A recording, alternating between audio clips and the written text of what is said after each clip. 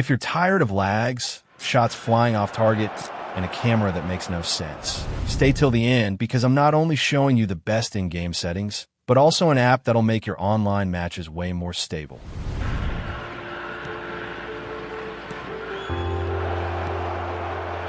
The first setting you need to fix, and it's a big one, is your graphics. Because smooth gameplay starts before the kickoff. In the graphics settings, there are 3 things you need to adjust. First, player graphics, set it to low. You're probably wondering why?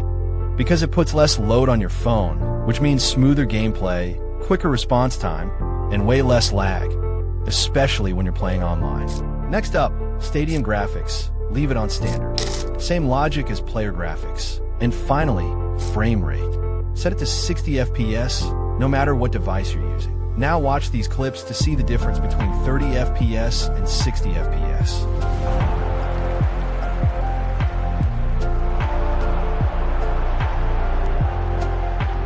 Crisp and sharp.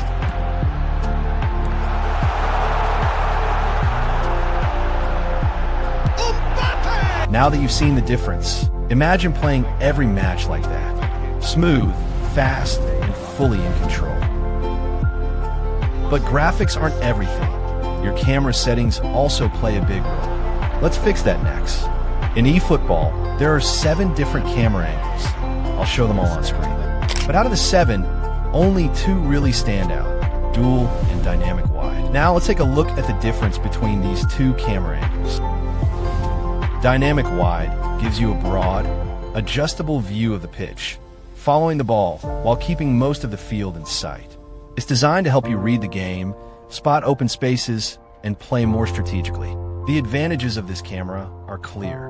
You get a wide field of vision, perfect for long passes and switching sides. You can easily spot runs and player positioning, giving you more control over your team's movement. It's ideal for tactical players who like to build up from the back and play with structure. But this camera also has a few downsides. It's less immersive, so you don't really feel the intensity of close-range duels. Fast actions feel more distant, which can be a disadvantage for dribblers. The dual camera offers a completely different experience. It focuses tightly on the area around the ball and automatically zooms in during intense moments, whether you're attacking or defending. This creates a more dramatic, action-packed view that puts you right in the middle of the play. Let's break down its key advantages. Smart zoom during 1v1 situations, so you never miss a key duel. Highly immersive feel, great for players who love to feel every move. But of course, the dual camera also has its downsides, and they can really affect your overall gameplay if you're not careful. Here are the main disadvantages. Limited field vision, which makes it harder to see player runs or off-the-ball movement. Not ideal for build-up play or quick switches across the pitch. Now that your vision is set, let's move on to something just as important. The in-game controls and settings that can completely change the way you play. First, Smart Assist.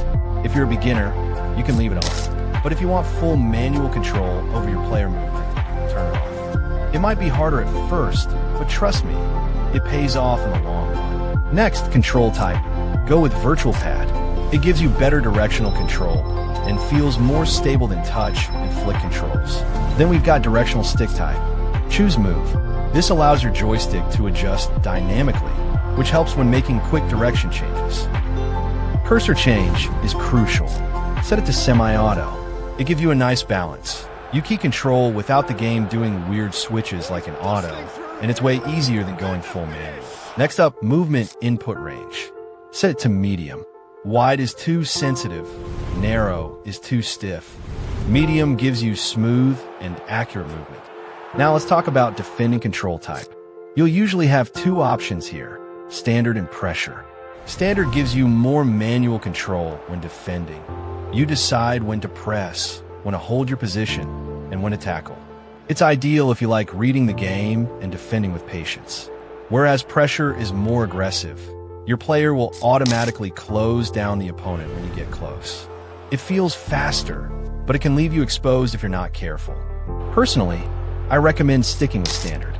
It gives you more precision, especially in online matches where one wrong tackle can cost you the game. As for the rest, button configuration and button opacity, just keep what works best for you.